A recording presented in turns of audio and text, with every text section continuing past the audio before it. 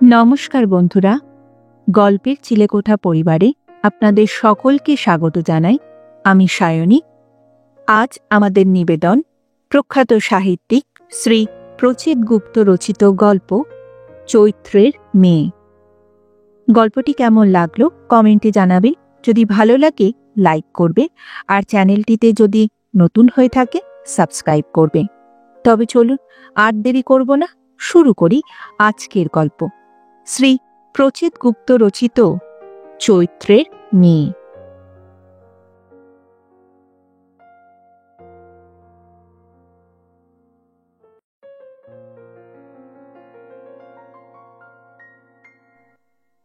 আমি থমকে দাঁড়ালাম। বেলফুলের গন্ধ না? চৈত্র মাসের এই কড়কড়ে দুপুরে গড়িয়াহাটের মোড়ে বেলফুলের গন্ধ কোথা থেকে আসছে? আমি চোখ বন্ধ করে জোরে শ্বাস নিলাম। আশেপাশের কোনো বাড়িতে কি বেলফুলের গাছ আছে? সেখানে ফুল ফুটেছে? আচ্ছা, ফুলওয়ালা বসেনি তো। কিন্তু তাতেই বা কি? বেল সন্ধেবেলার ফুল, এই ভর দুপুরে তার গন্ধ কোথা থেকে আসবে? নিশ্চয়ই আমারই কোনো ভুল হচ্ছে। আমি চোখ বোঝা অবস্থাতেই বারবার শ্বাস নিতে লাগলাম। হ্যাঁ, বেলফুলের গন্ধই বটে। স্নিগ্ধ অথচ তীব্র, সঙ্গে ভেজা ভাব। চোখ বুজে ফুলের গন্ধ নেওয়ার এই অদ্ভুত থিওরি আমার নয়, রেবার সব পরিচয় এখানে দেওয়া যাবে না, যদিও কিছু গোপন ব্যাপার আছে। তবে তার অনুমতি ছাড়া এইটুকু বলতে পারি যে পৃথিবীর সেরা 10 মহিলার লিস্ট তৈরির যে কাজ চলছে, সেখানে তার নাম অবশ্যই থাকবে। সে এতই ভালো মেয়ে যে কোনো কোনো সময় তার সান্নিধ্য আমার অস্বস্তিকর লাগে। সেই কারণে মাঝে মধ্যেই আমি তাকে এড়িয়ে চলি। তার কাছে যাব বলে যাই না। ফোনে কথা বলতে বলতে লাইন কেটে দিই। অথচ সবসময় মনে হয় রেবার কাছে যাই, গিয়ে বকবক করি বা চুপ করে থাকি দীর্ঘ সময়। পাশে বসে থাকি বা পাশাপাশি হাঁটতে হাঁটতে দুজনে এমন কোনো জায়গায় চলে যাই যেখানে যাব বলে বাড়ি থেকে বের হইনি। কখনো কখনো রেবার বাড়ির গেট পর্যন্ত গিয়ে ফিরে আসি। মনে হয় এটা রেবার বাড়ি নয়, আসলে রেবা নামে কেউই নেই। সে হয়তো আমার হ্যালুসিনেশন, বিভ্রম। মানুষ বিভ্রম থেকে বেরিয়ে আসতে চায়, কিন্তু আমি রেবার বিভ্রমকে যত্ন করে টিকিয়ে রাখি, তার সঙ্গে উল্টো ব্যবহার করি। তবুও রেবা আমার উপর রাগ করে না। চমৎকার মেয়েদের এই এক সমস্যা, তারা চট করে রাগ করতে পারে না। একদিন কোন এক ফ্লাওয়ার শোতে দুজনে ঢুকে পড়েছিলাম। শীতের শেষ বিকেল। খানিকটা এলোমেলো ঘোরার পর রেবা আমাকে বলল, সাগর, একবার চোখ বোঝো। আমি অবাক হয়ে বললাম, চোখ বুঝবো? কেন কেন চোখ বুঝবো? তাহলে ফুল দেখব কি করে? রেবা হেসে বলল, ফুল দেখা অনেক হয়েছে, এবার চোখ বুঝলে একটা মজা হবে। কি মজা? ফুলের গন্ধ পাবে। আমি আরো অবাক হলাম। ফুলের গন্ধ পাবো মানে? চোখ খুলেও তো পাচ্ছি, এই তো গোলাপের গন্ধ পাচ্ছি। আহ, কি সুন্দর! রেবা আমার হাত ধরে বলল, পুরো পাচ্ছ না, অর্ধেক পাচ্ছ। পৃথিবীর সব গন্ধই চোখ খুলে পাওয়া যায়, একমাত্র ফুলের গন্ধ পুরো পেতে গেলে চোখ বুঝতে হয়। সাগর, তুমি রাজা বাদশাদের ছবি দেখনি? অয়েল পেন্টিংয়ে দেখবে তারা হাতে ফুল নিয়ে চোখ বুজে গন্ধ শুকছেন। আমি এবার আর না হেসে পারলাম না। বললাম, রেবা, আমি রাজা বাদশাহ স্টাইলে চলবো কেন? আমি কি রাজা বাদশাহ? আমি যে একজন অতি তুচ্ছ যুবক। টিউশন, প্রুফ দেখা আমার ব্যবসা। অলস হওয়ার কারণে সেই ব্যবসা সর্বদাই লোকসানে চলে। বাড়ি ভাড়া 3 মাস বাকি। রাস্তার হোটেলে মাসকাবারি খাওয়ার সিস্টেম, সেখানেও ধার। তুমি যদি মাঝে মধ্যে লুকিয়ে ধারের খাতা ক্লিয়ার করে না দিতে, তাহলে সিস্টেম ব্রেক করত, আর আমি পড়তাম বিরাট বিপদে। এরপরেও আমি রাজা বাদশাহ স্টাইলে চললে সবাই হাসবে না? আমি চলব ভিকিরি স্টাইলে। তুমি যদি ফুল হাতে কোনো ভিকিরির তৈলচিত্র দেখতে, তাহলে তোমার অন্য অভিজ্ঞতা হতো রে বা। দেখতে ভিকিরিটি মুগ্ধ নয়নে বড় বড় চোখে গোলাপের দিকে তাকিয়ে আছে, যেন বলছে, হা ঈশ্বর, পৃথিবীতে এমন সুন্দর জিনিসও আছে, কই কেউ তো কখনো আমার হাতে দেয়নি। দুর্ভাগ্যের কথা কি জানো রেবা, শিল্পী যখন ভিকিরির ছবি আঁকেন তখন তার হাতে গোলাপ দেন না, দেন ভাঙা ভিক্ষা পাত্র। হতদরিদ্র মানুষও যে ফুলের সৌন্দর্যে মুগ্ধ হতে পারে তা আমাদের অজানাই থেকে গেছে। আমার সঙ্গে কখনো যদি কোনো শিল্পীর আলাপ হয়, তাহলে আমি অবশ্যই তাকে ফুল হাতে ভিকিরি আঁকার জন্যে অনুরোধ করব। অন্য কেউ হলে আমার এই হাবিজাবি ভাষণে গুরুত্ব দিত না, কিন্তু রেবা দেয়। রেবা বলল, তুমি রাজা না হতে পারো, কিন্তু আমি যতক্ষণ তোমার পাশে থাকি নিজেকে তো রানী বলে কল্পনা করি। তুমি আমাকে মূল্য দাও বা নাই বা দাও, আমার কল্পনাকে তো মূল্য দেবে। সুতরাং তুমিও রাজার মতো আচরণ করো। নাও, চোখ বুজে জোরে শ্বাস টানো। এরপর আর তর্ক করা অর্থহীন। আমি রাজা রানী খেলায় অংশ নিই, চোখ বুজে শ্বাস টানি, এবং আশ্চর্যজনকভাবে ফুলেদের গন্ধে আমার বুক ভরে যায়। সেই শুরু। তারপর থেকে সময় সুযোগ হলে ফুলের কাছে গিয়ে চোখ বুজি। তবে কখনো ফুটপাতে দাঁড়িয়ে এই কাণ্ড করিনি, আজ করছি। যদিও আমার খুব তাড়া আছে আজ, আবার বেলফুলের গন্ধ ছেড়ে যেতেও ইচ্ছে করছে না। গন্ধটা এমনি হলে একটা কথা ছিল, কিন্তু গন্ধ এমনি নয়, এর মধ্যে যে একটা রহস্য আছে। গন্ধের উৎস, এটাই তো বোঝা যাচ্ছে না, আর এটাই যে আমায় বেশি করে টানছে। দার্শনিকভাবে নিজেকে বোঝাতে চেষ্টা করে যাচ্ছি, ওরে তোকে যেতেই হবে, পৃথিবীর নিয়মটাই এরকম, যাকে ছাড়তে ইচ্ছে করে না তাকেই ছাড়তে হয় সবার আগে। চোখ খুললাম একটা চাপা হুঙ্কারের শব্দে। একজন পুলিশ, খাকি প্যান্ট, জামা, কোমরে বেল্ট, মাথায় টুপি। টুপির অবস্থা ভালো নয়। ছোকরা পুলিশটির চেহারা চিমসে, কিন্তু হম্বিতম্বি বিরাট। ঠোঁটের কোণায় গুন্ডাদের মতো তেরচা হাসি। সে বলছে, এই যে মশাই, চোখ বুজে ফুটপাতের মাঝখানে দাঁড়িয়ে কি করছেন? বেঞ্চ পেতে বসে আছে কয়েকজন মানুষ ছড়িয়ে ছিটিয়ে। পাশে রেডিও চলছে, এফএমে ভলিউমে গান বাজছে, রবীন্দ্রনাথের গান। বসে আছি হে কবে, শুনিব তোমার বাণী, কবে বাহির হইব জগতে, মম জীবন ধন্য মানি। বাহ, খুবই উচ্চাঙ্গের পুলিশ। চিনতে পারলাম, এরা হলো পুলিশের বিশেষ বাহিনী। কলকাতা শহরের ফুটপাত পরিষ্কার রাখে। হকার, ভবঘুরে, ভিকিরি দেখলে মার শালাকে, ধর শালাকে বলে তেড়ে আসে। ফুটপাত ঝকঝকে তকতকে থাকে, সবাই খুশি হয়। আবার পুলিশটি বলে ওঠে, কি হলো ভাই, ফুটপাতের মাঝখানে দাঁড়িয়ে আছো কেন? কথা বলতে অসুবিধে হচ্ছে নাকি? নাকি এখনো তোমার কথা ফোটেনি? আমি এবার একটু নড়ে চড়ে উঠলাম। ছোকরা আমাকে ফালতু হিসাবে স্পট করে ফেলেছে।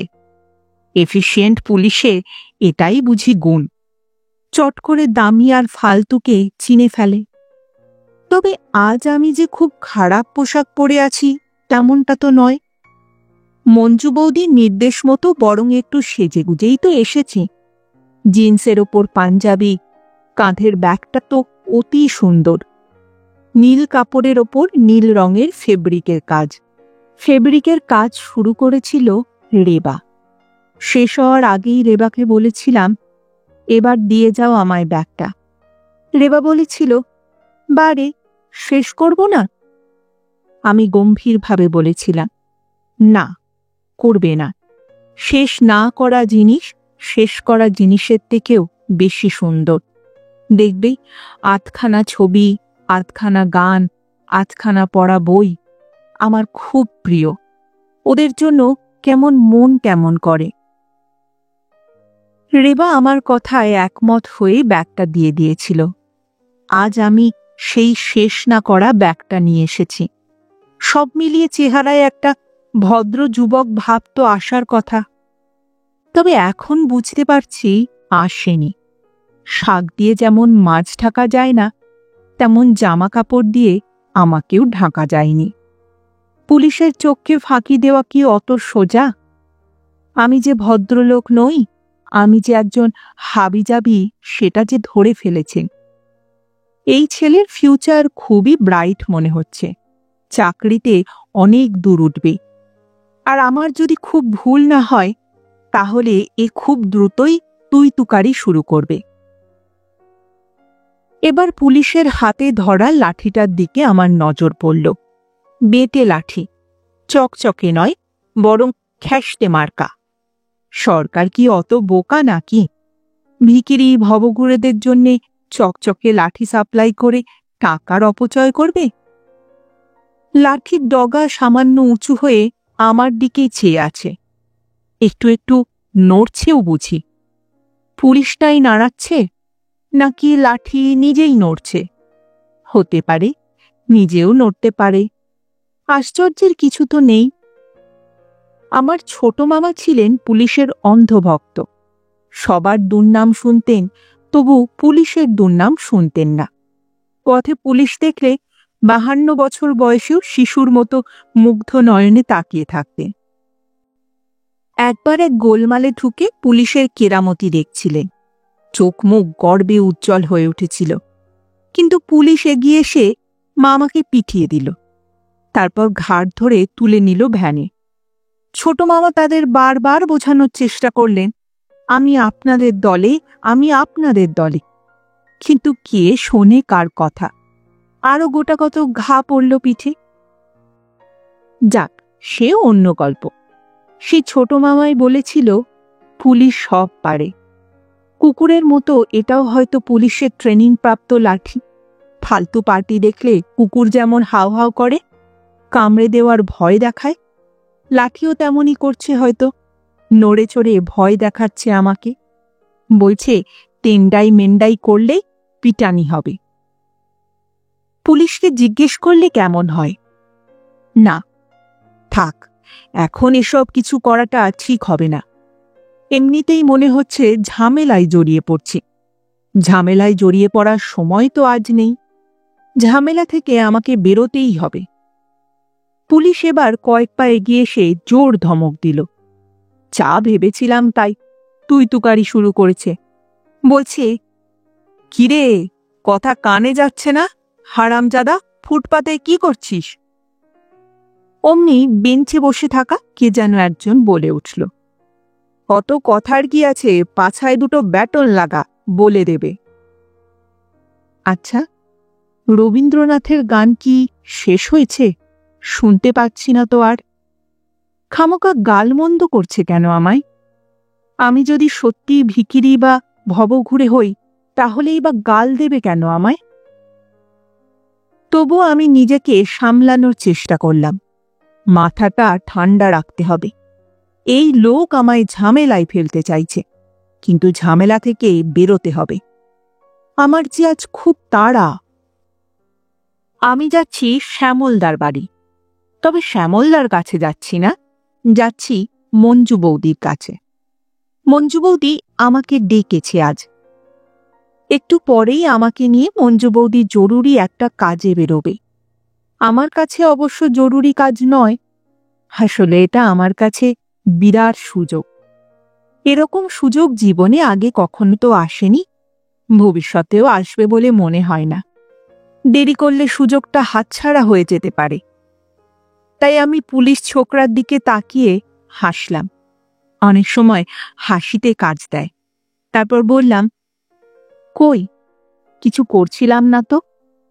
পুলিশটি বলল, কিছু করছিলি না মানে? নিজের চোখে দেখলাম ফুটপাতের মাঝখানে চোখ বুজে দাঁড়িয়ে আছিস, এখন বলছিস কিছু করছিলাম না তো? নিশ্চয়ই রাতে এখানে এসে শোবার প্ল্যান করছিস না? চোখ বুজে জায়গার হিসেব করছিলি, দলবল নিয়ে আসবি রাতে, ঠিক কিনা? মঞ্জু বৌদি আমাকে যে কাজে নিয়ে যাচ্ছে সেখানে যাওয়ার কোনো যোগ্যতাই আমার নেই। এই কাজে যেতে হলে কিছু না কিছু হতে হয়, বড় মেজ সেজ কোনো কিছু একটা। আমার মতো নাথিংকে নিয়ে যাওয়া যায় না সেখানে, প্রেস্টিজের ব্যাপার হয়ে যায়, কাজ পণ্ড হয়ে যেতে পারে।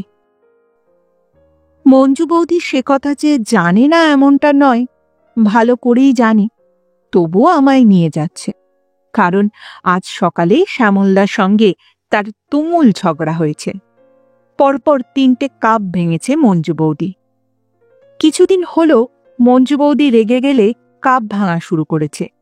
এর জন্য হাতিবাগানের ফুটপাত থেকে ডজন দরে সস্তার কাপ কিনেছে যদিও। ঝগড়ার সময় মঞ্জু বৌদি হাত বাড়িয়ে দেয়, আর বাড়ির কাজের লোক রতনের মা কাপ এনে হাতে তুলে দেয়। ভুল করে দামি কাপ দিলে মঞ্জু বৌদি আবার শান্ত গলায় বলে, এটা কি দিলে রতনের মা? এটা জোড়া কত জানো? আর তাছাড়া তোমার দাদাবাবু অফিস থেকে ফিরে এই কাপে চা খায়, তুমি জানো না বুঝি? এতদিন কাজ করে এই ভুল তোমার কি করে হয়?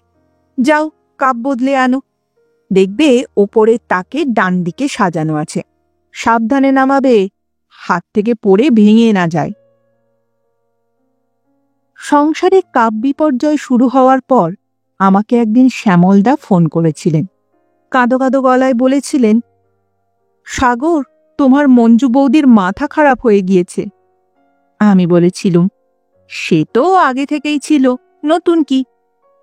শ্যামলদা বললেন, রসিকতা নয়, রসিকতা নয়, সে এখন রেগে গেলে কাপ ভাঙে, তুমি জানো? এর জন্য ডজন দরে কাপ কিনে এনেছে, বলছে এবার নাকি ফ্যাক্টরিতে যাবে, আরও সস্তায় পাবে, তখন লট ধরে কিনবে। 100 কাপ একসঙ্গে নিলে নাকি দাম কম পড়বে, সংসারে সাশ্রয় হবে। রান্নাঘরের তাকে কাপ সাজিয়ে রাখে, চায়ের কাপ, দুধের কাপ আর ভাঙার কাপ। আমি ফোন হাতে লাফিয়ে উঠেছিলাম, এ তো দারুণ ঘটনা। ভাঙার জন্য কেনার কথা আগে কখনো শুনেছেন শ্যামলদা? মঞ্জু বৌদি ক্রয় বিক্রয়ের অর্থনীতিতে নতুন দিশা দেখাচ্ছে। হয়তো দেখবেন আমেরিকার কোনো বিশ্ববিদ্যালয়ে এ বিষয়ে তত্ত্ব আবিষ্কার করে বসবে। কেইন্স মডেল, সেন্স মডেলের মতো সেই তত্ত্বের নাম হবে মঞ্জু মডেল। আপনি অবশ্যই মঞ্জু বৌদিকে বলবেন পরবর্তী পর্যায়ে কাপ কেনার সময় আমাকে যেন সঙ্গে নেয়, পরে বলতে তো পারবো আমি মঞ্জু মডেলের একজন সহযোদ্ধা। শ্যামলদা আমার কথায় উৎসাহ পেয়েছিলেন বলে মনে হয়নি। ফোঁস ধরনের আওয়াজ করে দীর্ঘশ্বাস ফেলেছিলেন, বলেছিলেন, সাগর, আরও আছে। তোমার মঞ্জু বৌদি কটা কাপ ভাঙবে সেটা নির্ভর করে তার রাগ কতটা তার ওপর। বেশি রাগ হলে কটা ভাঙে জানো? 6টা থেকে 8টা পর্যন্ত। আমি হৈ হৈ করে উঠেছিলাম, এ তো মারাত্মক ব্যাপার শ্যামলদা। তাহলে এতদিন পরে মানুষের রাগ মাপার ইউনিট চলে এলো। 1 কাপ রাগ, 2 কাপ রাগ, 3 কাপ রাগ। ওহ, আমি তো ভাবতেও পারছি না মঞ্জু বৌদি কি কাণ্ড করছে। রাগ যখন মাপা যাচ্ছে তখন নিশ্চয় একদিন ভালোবাসা, দুঃখ, মান, অভিমান এসবও মাপা যাবে। শ্যামলদা একটু চুপ করেছিলেন, তারপর দাঁত কিরমির করে বলেছিলেন, হ্যাঁ, আমি চিন্তা করছি, আর তুমি কিনা আমার সঙ্গে রসিকতা করছো। শুধু আজই নয়, তুমি আর কোনোদিনও আমাদের বাড়িতে আসবে না, ফাজিল ছেলে কোথাকার। শ্যামলদা ফোন কেটে দেওয়ার পর আমি বোঝার চেষ্টা করেছিলাম এই মুহূর্তে তার রাগের পরিমাণ কত, 1 কাপ না 2 কাপ। আজ সকালে কাপ ভাঙা পর্ব শেষ করে মঞ্জু বৌদি আমাকে ফোন করেছিলেন, গলার আগে গনগন করছে। বলেছিলেন, সাগর, আজ বিকেলে তোর কাজ কি? আমি বলেছিলাম, অনেক কাজ। মঞ্জু বৌদির উত্তর, আলস্য আর বেকারত্বের এটাই মূল সিমটম, সবসময় মনে হয় অনেক কাজ। আমি কার্ড বেকারকে দেখেছি সারাদিন বসে কাজের লিস্ট বানাচ্ছে। তোর ওইসব কাজ বাদ দে তো, আজ তুই আমার সঙ্গে মেয়ে দেখতে যাবি। আমি খাটের ওপর বাবু হয়ে বসেছিলাম। তাড়াতাড়ি খাট আঁকড়ে ধরে বলেছিলাম, কি বলছো মঞ্জু বৌদি? মেয়ে দেখতে যাব মানে? কার মেয়ে? কিসের মেয়ে? মঞ্জু বৌদির উত্তর, আমার পিস্তুত ভাই বল্টুর বিয়ে দেব ঠিক করেছে, তার জন্য মেয়ে দেখতে যাব। তুই আমার সঙ্গে যাবি, ভদ্রসভ্য পোশাক পরে এখানে চলে আসবি, গাড়ি নিয়ে বেরিয়ে যাব। আমার বুকের ভেতরটা উত্তেজনায় ধুকপুক করে উঠেছিল।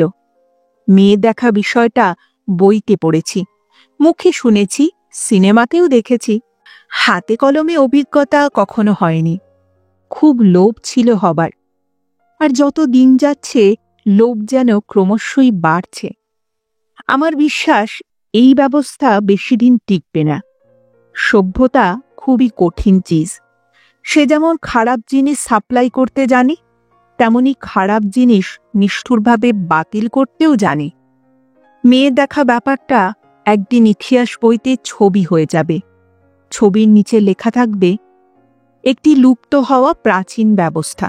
শিক্ষিত, অশিক্ষিত, প্রাচীনপন্থী, আধুনিক সর্বপ্রকার মানুষ এই ব্যবস্থায় গর্বের সহিত অংশ নিতে। অনুষ্ঠান চলিবার কালে পাত্রপক্ষের লোকজনকে জলযোগ হিসাবে রাজভোগ এবং সিঙাড়া দেবার নিয়ম ছিল বাধ্যতামূলক। মফস্বলে লুচি আলুর দমেরও প্রচলন ছিল। মেয়ে যাহাতে পাত্রী হিসাবে নির্বাচিত হয়, তাহার জন্য মেয়ের আত্মীয় স্বজন, মেয়ের হাতের রান্না, মেয়ের হাতের সেলাই সম্পর্কিত বহুবিধ মিথ্যা কথা বলিত, মিথ্যা তথ্য প্রমাণও দাখিল করিত। পাত্রপক্ষ বুঝিতে পারিলেও আপত্তি করিত না, মনোযোগ সহকারে সেগুলি দেখিত এবং প্রশংসা করিত। প্রথা ছিল ছেলেপক্ষের সামনে মেয়ের পিতাকে হাত কচলাইতে এবং গদগদ মুখে হাসিতে হইবে। ভঙ্গি এমন রাখিতে হইবে যাহাতে মনে হয় তিনি খুবই বড় কোনো অন্যায় করিয়াছেন, এবার ছেলেপক্ষের কাছ হইতে ক্ষমা প্রার্থনা করিতেছেন। তবে অবলুপ্ত হওয়ার আগে আমি একবার এই ঘটনার সাক্ষী হতে চাই। আমার মামাতো ভাইয়ের জন্য মেয়ে দেখতে যাওয়া হয়েছিল। আমি পুলিশ ভক্ত ছোট মামাকে বলেছিলাম, আমিও যেতে চাই। ছোট মামা দাঁত মুখ খিচিয়ে এমন ধমক দিয়েছিল, বলেছিল, খেপেছিস? তুই কি যাবি? তোর কি পরিচয়? আমি বলেছিলাম, কেন? বলবে পাত্রের দাদা। ছোট মামার উত্তর, পাত্রের দাদা কি করে বলবো? ভ্যাগাবন্ড, বেকার। তারপর আর ওরা মেয়েকে এ বাড়িতে বিয়ে দেবে ভেবেছিস? জেনে রাখবি সাগর, মেয়ের বাবা মা মেয়ের ওপর গালমন্দ, লাঠিঝাঁটা সব সহ্য করতে পারে, কিন্তু বেকার সহ্য করতে পারে না। টিমে বেকার দেখলেই আঁতকে পিছিয়ে যায়। অতএব তুমি বাদ। তখনই বুঝেছিলাম, মেয়ে দেখা কাণ্ডে হাজির হতে হলে কিছু না কিছু একটা হতেই হবে। কিন্তু আমি কিছুই হতে পারিনি। তবুও মঞ্জু বৌদি এতদিন পরে আমাকে এই সুযোগটা হঠাৎ দিল, তাই তাকে অনেক ধন্যবাদ।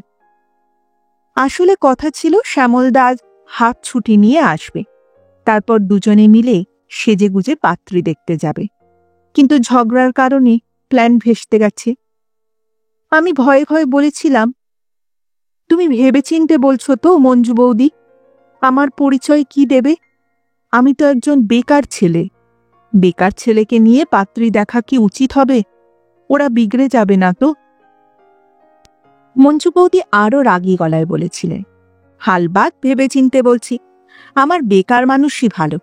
তোর শ্যামলদা কি মনে করে? সে অফিসার বলে আমার মাথা কিনে নিয়েছে, আমার ওপর অফিসারগিরি ফলায়। এত বড় সাহস তার! আমাকে বলেছে, তোমার ওই হামদ পিস্তুত ভাইয়ের জন্য রোজ রোজ অফিস আমি কামাই করব না। সাহস কত! বল্টু হামদ? আমি ভয়ে ভয়ে বলেছি, মঞ্জু বৌদি, হামদ জানি না, মনে হচ্ছে শব্দটা মামদ ভূতের থেকে এসেছে। যদি বলো ডিকশনারি কনসাল্ট করতে পারি। মঞ্জু বৌদি বলেছে, এখন আর অত জানতে হবে না, তুই দেরি না করে চলে আসবি। আমি খুশি হয়ে বলেছিলাম, বল্টু কি আমাদের সঙ্গে যাবে মঞ্জু বৌদি? মঞ্জু বৌদি বলেছে, না না, শুধু তুই আর আমি যাব। বল্টুর মেয়ে দেখা হয়ে গিয়েছে, মেয়ে তার খুবই পছন্দ। ওরা দুজন একদিন বেরিয়েছিল, তো ট্যাক্সি করে গঙ্গার পাড়ে ঘুরেছে। আমি আজ ফাইনাল দেখব, তারপর টিক দেব। আমি বলেছিলাম, মঞ্জু বৌদি, আমার যে একটা প্রশ্ন ছিল। মঞ্জু বৌদি বিরক্ত গলায় বললেন, তোর তোর আবার কিসের প্রশ্ন? না, বল্টুর মেয়ে পছন্দ হয়েছে, কিন্তু মেয়ের কি বল্টুকে পছন্দ হয়েছে? মঞ্জু বৌদি থমথমে গলায় বলেছিলেন, তোর জেনে কি হবে রে সেটা? এই রে, মঞ্জু বৌদি কি চটে গেল নাকি? আমি হেসে ম্যানেজ দেওয়ার চেষ্টা করে বলেছিলাম, আসলে একটা হোমওয়ার্কের মতো করে নিতে চাইছিলাম, তাই আর কি। মেয়ে দেখার ব্যাপারে আমার তো কোনো এক্সপিরিয়েন্স নেই। মঞ্জু বৌদির উত্তর, হোমওয়ার্ক করতে হবে না, ওখানে গিয়ে মুখ টিপে বসে থাকবি, একটা কথাও বলবি না। আমি যা বলবো শুধু মাথা নাড়বি। যদি ওরা কিছু জিজ্ঞেস করে, তাও বলবি না, গাধা কোথাকার। এখন রাখছি আমি ফোন, সময় মতো চলে আসবি। মঞ্জু বৌদি ফোনটা কেটে দিল। আমার এ প্রশ্ন করার কারণ আছে। আমি শুনেছিলাম মঞ্জু বৌদির এই হামদ পিস্তুত ভাইটি অতিমাত্রায় বদ ছেলের জন্য মেয়ে ফাইনাল করতে যাওয়াটা অতিরিক্ত আকর্ষণের যদিও। তাই আমি আজ সেখানেই যাচ্ছি। আর এই মাঝখানে পুলিশের ঝামেলা। ছোকরা আমার আরো কাছে এগিয়ে এলো, লাঠি বাগিয়ে বলল, কিরে, মুখ খুলবি নাকি অন্য ব্যবস্থা করব? এক রাত লকআপে থাকলে ফুটপাতে রাত কাটানোর প্ল্যানটা বেরিয়ে যাবে। জামা প্যান্ট তো ভদ্রলোকের মতোই পরেছিস, চুরির মাল নাকি? আমার খুব বলতে ইচ্ছে করছে, ভাই, এই ফুটপাত কি আপনার ঠাকুরদা বানিয়েছেন? যদি বানিয়ে থাকেন তাহলে আসুন, আমরা একটা ফলক বসাই। অবশ্য অন্য সময় হলে বলতাম, কিন্তু এখন বললে ঝামেলা বাড়বে, রাগালে চলবে না, অন্য পথ নিতে হবে, সাগরের পথ। মিটিমিটি হেসে বললাম, ভাই, একটা অদ্ভুত ঘটনা হয়েছে, সেই কারণেই তো ফুটপাতে থমকে দাঁড়িয়েছি আমি। পুলিশটি ভুরু কোচকাল, যেন বিশ্বাস করছে না। বলে, কি ঘটনা? আপনি একটু এগিয়ে আসুন, তাহলেই ঘটনাটা বুঝতে পারবেন ভাই। আমার ধারণা আর কিছুক্ষণের মধ্যে বহু মানুষ এখানে এসে জড়ো হবে। পুলিশ হোক আর মিলিটারি হোক, বয়স তো কম, বুদ্ধিও বেশি নয়। ছেলেটা আমার কথায় একটু ঘাবড়ালো। এবার আর শুধু ভুরু নয়, চোখ মুখও কুচকে গেল তার। মনে হলো আমাকে বুঝি উন্মাদ ঠাউরেছে। বলল, মানুষ জড়ো হবে মানে কি হয়েছে? আমি হাসি মুখে বললাম, চৈত্র মাসে ভর দুপুরে গড়িয়াহাটের মোড়ে যা হওয়ার নয় তাই হয়েছে। বেলফুলের গন্ধ পাওয়া যাচ্ছে, এর পরেও মানুষ জড়ো হবে না? জানাজানি হলে অবশ্যই জড়ো হবে। পুলিশ ছোকরা এবার বেশি একটু ঘাবড়ে গেল, দ্রুত কয়েক পা পিছিয়ে গেল। বিড়বিড় করে বলল, বেলফুল, ফুলের গন্ধ? আমি এবার বড় করে হাসলাম। কেন ভাই, ফুলের গন্ধ কাকে বলে জানো না? রবীন্দ্রনাথের গান শোনো, অথচ ফুলের গন্ধ কি জানো না? কি ফুল ঝরিল বিপুল অন্ধকারে, গন্ধ ছড়ালো ঘুমের প্রান্ত পারে, শোনোনি? এবার ছোকরাটি আমাকে ভয় পাচ্ছে। পুলিশ যখন বড় লোকে ভয় পায়, সেই ভয় সামলে নিতেও জানে সে। কিন্তু ফালতুদের বেলায় ঘটনাটা ঘটে অন্য। ভয় মাথায় চড়ে বসে। ভয় বাড়িয়ে দিতে আমি হাত বাড়িয়ে দিলাম। মুচকি এসে বললাম, ভয় করছে? পুলিশটি আরো ছিটকে গেল। আমিও এগিয়ে গেলাম। বেঞ্চে বসা বাকিদের দিকে গলা তুলে বললাম, ভাই সব, আপনারাও আসুন ভাই, সবাই মিলে চমৎকার জিনিসটা উপভোগ করা যাক। ভিড় হয়ে গেলে চান্স পাব না, তার আগেই ফুটপাতে কিছুক্ষণ চোখ বুজিয়ে দাঁড়িয়ে যান দেখি। পুলিশ এবার লাঠি বাগিয়ে নিরাপদ দূরত্ব থেকে চিৎকার করে উঠল, যা ভাগ ভাগ এখান থেকে, যত সব পাগলের কারবার, পালা পালা বলছি, নইলে কিন্তু। আমি আর দেরি করলাম না, এটাই তো সুযোগ। হনহন করে হাঁটতে লাগলাম। আমি নিশ্চিত কিছুক্ষণের মধ্যেই পুলিশ বাহিনী ফুটপাতের ওই জায়গায় এসে চোখ বুজে দাঁড়াবে, বেলফুলের গন্ধ খুঁজবে। গন্ধ কি পাবে কে জানি, রহস্যময় গন্ধ হয়তো ওদের সঙ্গে আরো রহস্য করবে। আচ্ছা, মেয়ে দেখা অনুষ্ঠান থেকে মঞ্জু বৌদি আমার নাম কেটে দেয়নি তো? তাড়াতাড়ি যাই বাবা।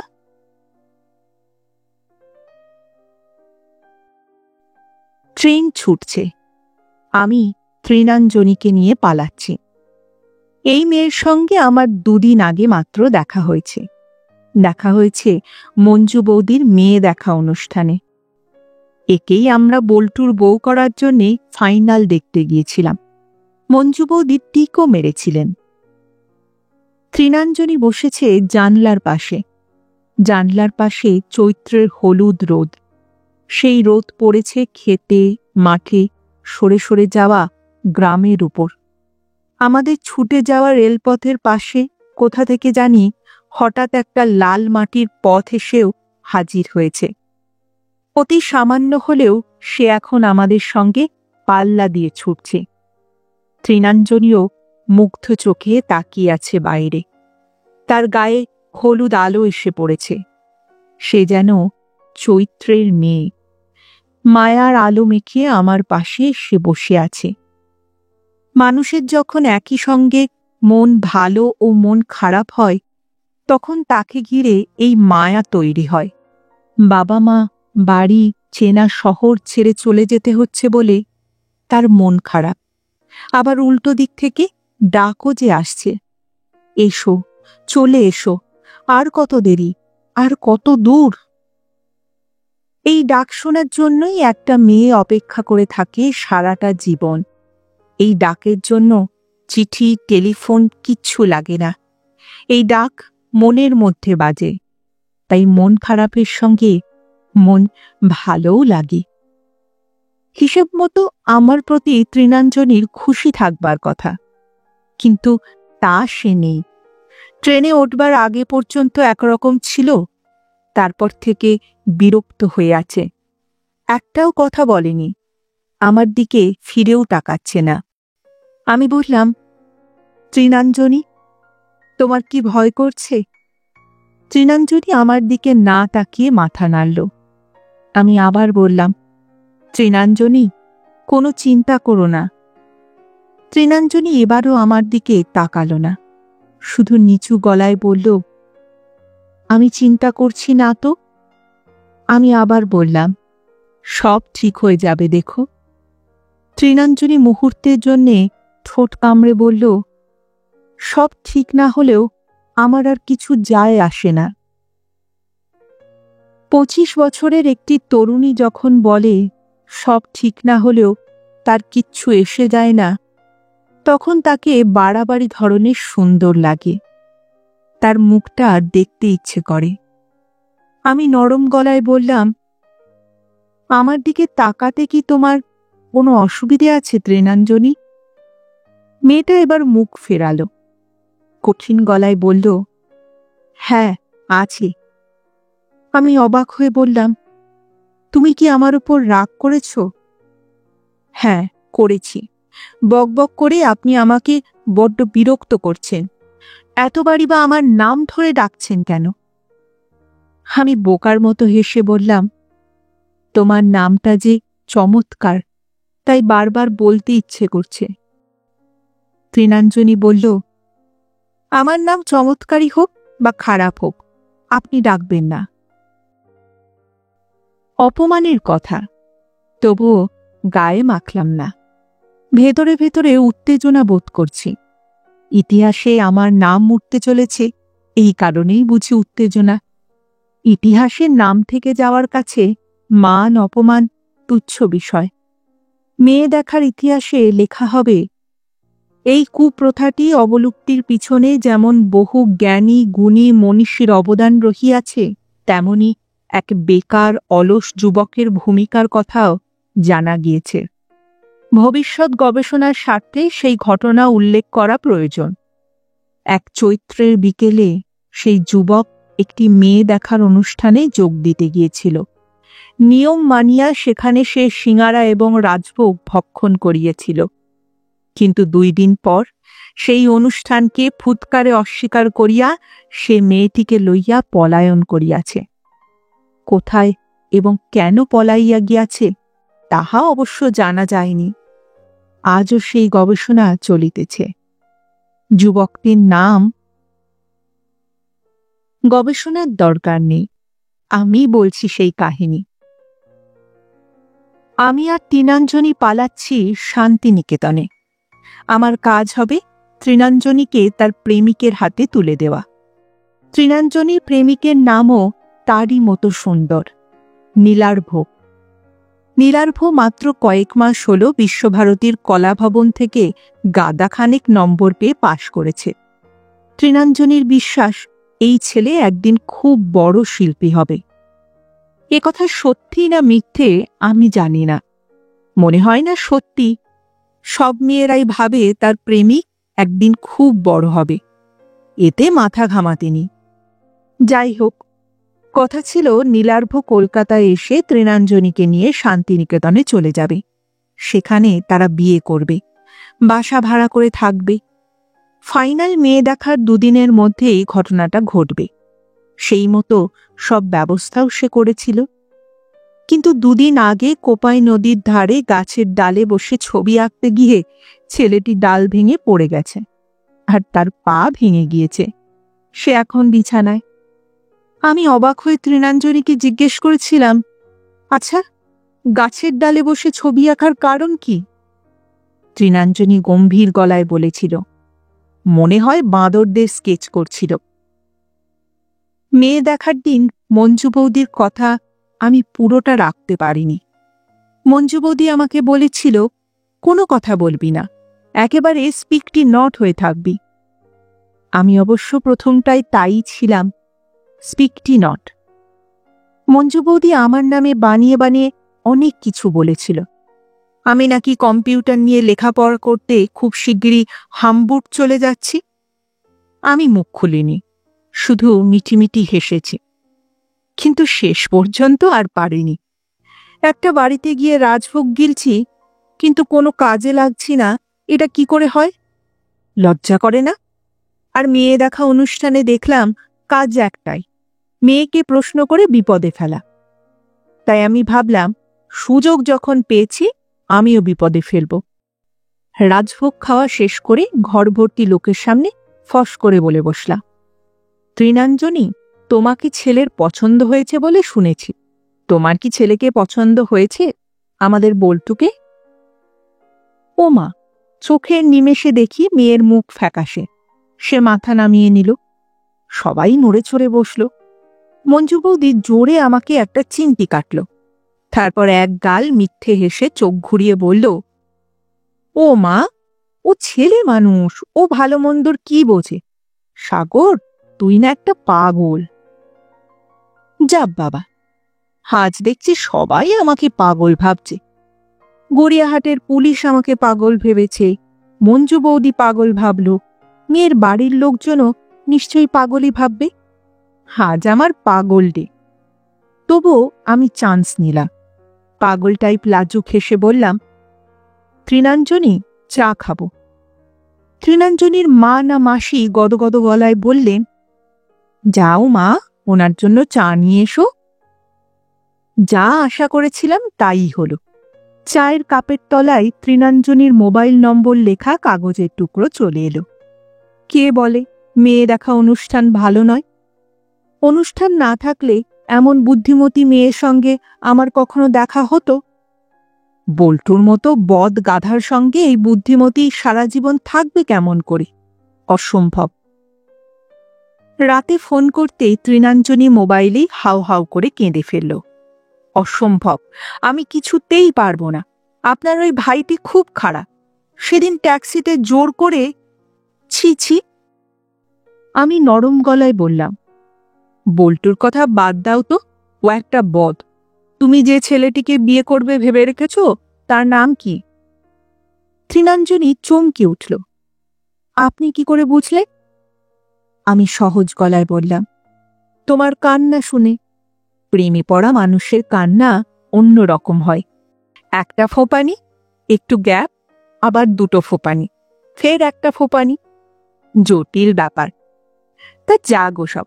এখন বলো, নিজের পছন্দের কথা বাড়িতে বলার সাহস হয়নি কেন?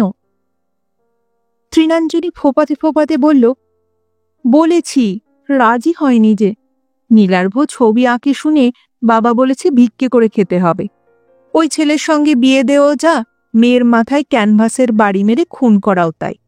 শিল্পী বলে ক্যানভাসের কথা বলেছে, গায়ক হলে হারমোনিয়াম বা তানপুরার কথা বলতো। তারপর জোর করে বিয়ের জন্য কাগজে বিজ্ঞাপন দিয়েছে।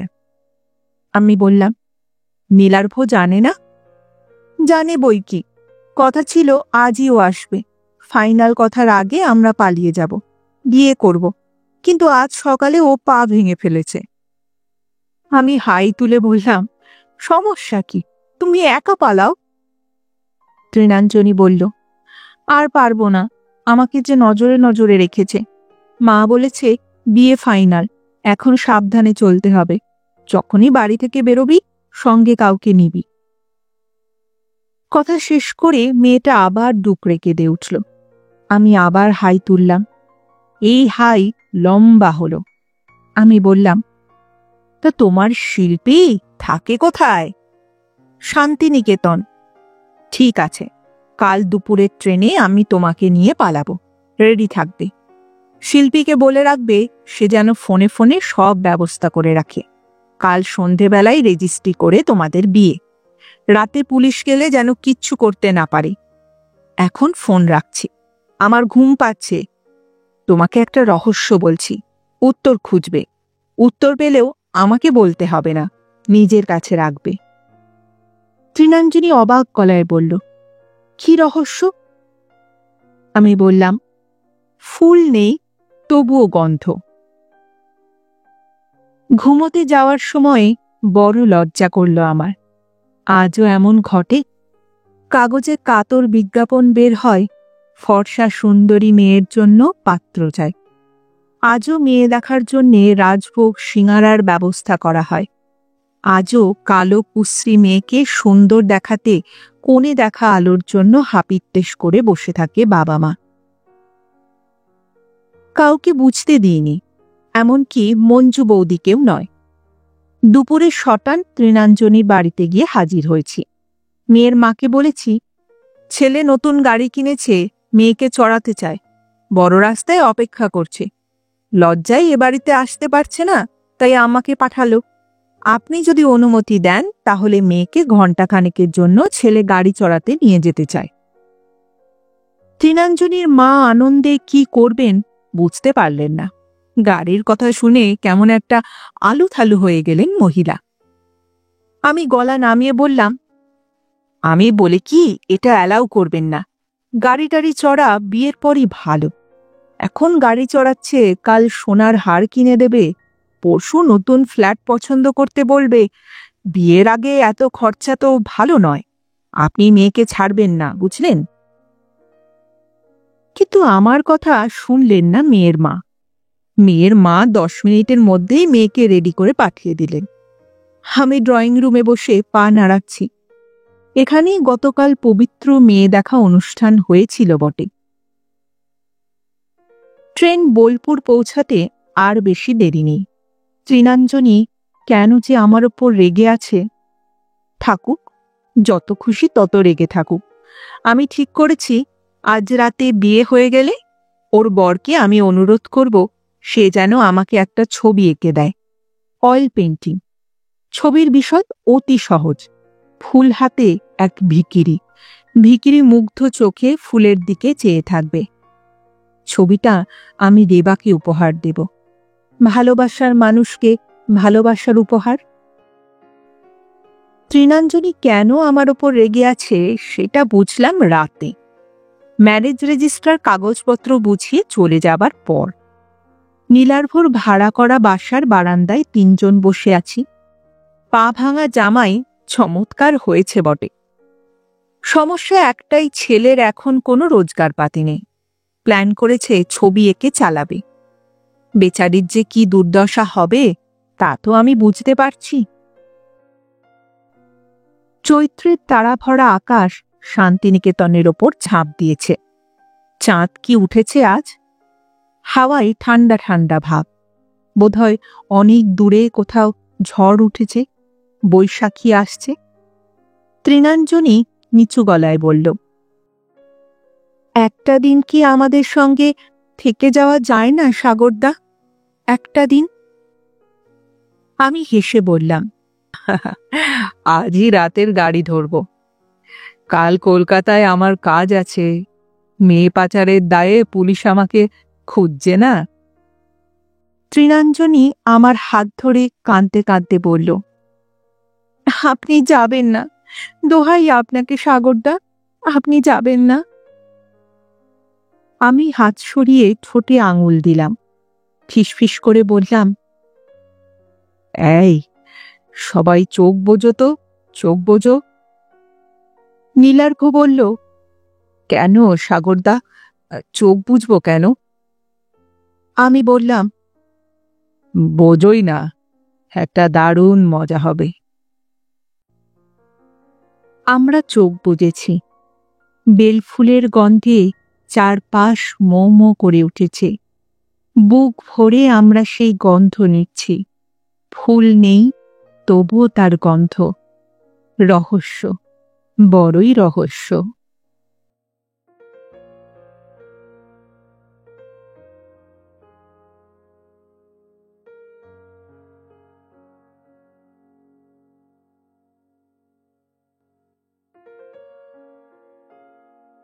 শুনছিলেন আজকের গল্প, শ্রী প্রচিত গুপ্ত রচিত চৈত্রের মেয়ে।